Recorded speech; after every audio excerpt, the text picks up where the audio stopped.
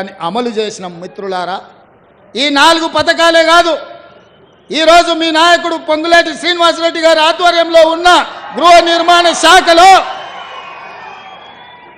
పేదవాళ్ళని ఆదుకోవడానికి ఆనాడు కేసీఆర్ అన్నాడు, ఇందిరమ్మ ఇల్లు వద్దు, అవి డబ్బా ఇల్లు, డబుల్ బెడ్రూమ్ ఇల్లే ముద్దు, ప్రతి పేదవాడికి డబుల్ బెడ్రూమ్ ఇల్లు ఇస్తాం, కొడుకు కోడలు ఉంటే ఆడవంటారు, పండుగ పూట బిడ్డ అల్లుడు వస్తే యాడ ఉంటారు, గొర్రె పిల్లను మేక పిల్లను ఉంటే యాడ కట్టేస్తారని యాస భాషలతో ప్రజలకు మాట ఇచ్చిండు.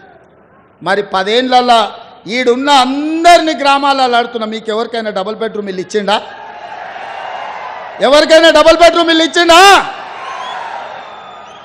మరి ఎవరికి డబుల్ బెడ్రూమ్ ఇవ్వకపోతే 10 ఏళ్ళు ఈ ప్రజలు ఇల్లు లేకుండా ఉండాల్సిందేనా?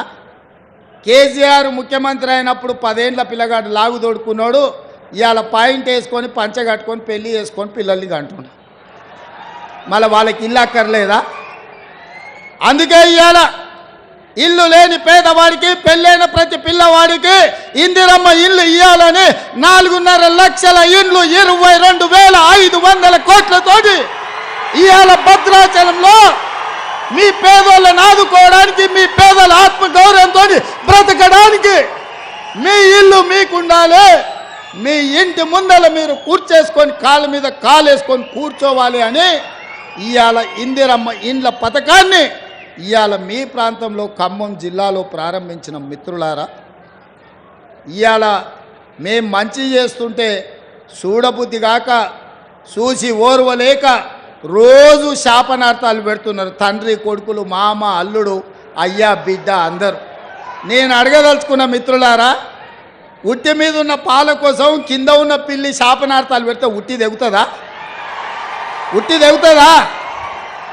ఇవాళ వాళ్ళు నీతులు చెప్తారు మీరు ఇచ్చిన హామీలు అమలు చేయండి అని.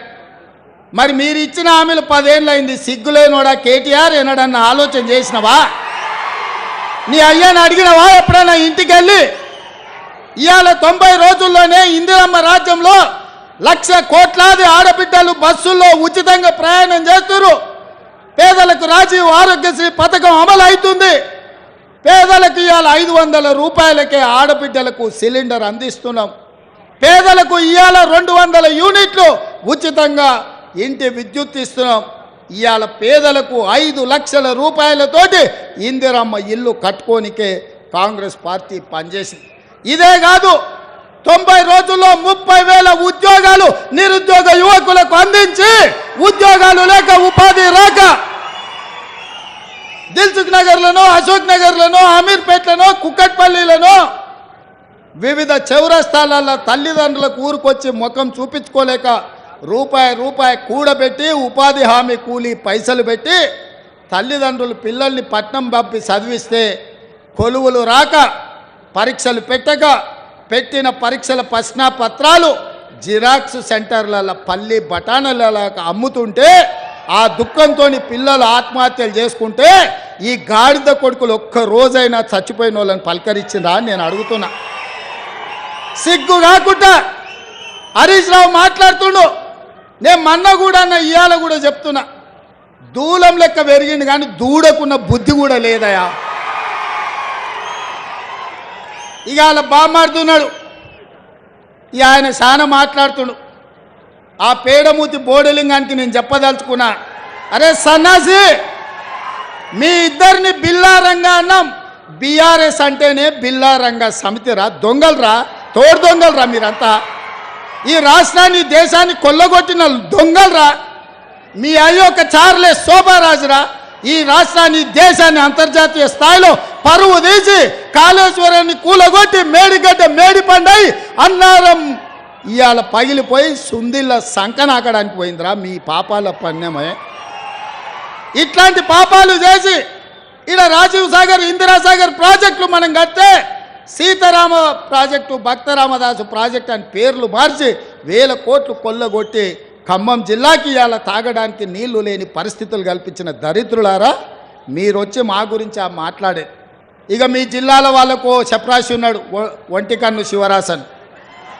ఒంటికన్ను శివరాసన్ ఎవరో తెలుసు కదా మీ జిల్లాలో. మరి ఇప్పుడు ఆయన ఏడున్నాడు, అంతకుముందు నీలిగిండు.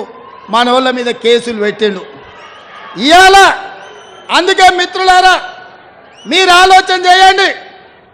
బీఆర్ఎస్ బీజేపీ కుమ్ముక్కైంది. ఇవాళ వాళ్ళిద్దరు ఒక్కటై కాంగ్రెస్ను ఓడించాలని కుట్రలు చేస్తారు. బీజేపీలు 9 సీట్లు ప్రకటించారు. బీఆర్ఎస్ వాళ్ళు ఆ సీట్లలో అభ్యర్థులను ఎవరిని ప్రకటిస్తలేరు. ఎందుకంటే వాళ్ళు పోయి ప్రచారం చేసుకోవాలి. బీఆర్ఎస్ వాడు కూడా 4 సీట్లు ప్రకటించాడు. ఆడ కూడా బీజేపీ వాడు టికెట్లు ప్రకటిస్తలేడు. వీళ్ళ అవగాహన ఎట్లుందో చూడండి. ఎందుకే నామనాగేశ్వరరావుకి టికెట్ ఇవ్వవా?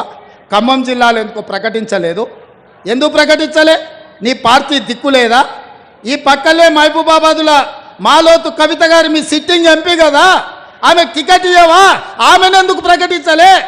హరీష్ రావు అదేవిధంగా కేసీఆర్ ఉన్న మెదక్ జిల్లాలో మీకు అభ్యర్థి దొరకలేదా? సంకనాక్తుండ్రా మెదక్ జిల్లా పార్లమెంట్ అభ్యర్థిని ఎందుకు మీరు ప్రకటించలే? నిజామాబాద్లో నీ బిడ్డనే పోటీ చేసింది కదా పోయినసారి. ఈసారి నీ బిడ్డకు నిజామాబాద్లో టికెట్ ఇయ్యవా? మళ్ళీ అక్కడి జనాలు బండకేసి కొడతారని నీకు అనుమానం వచ్చిందా? ఆలుగడ్డ శ్రీనివాస్ యాదవ్ మొన్నటి వరకు నీకు మంత్రే ఉండే కదా.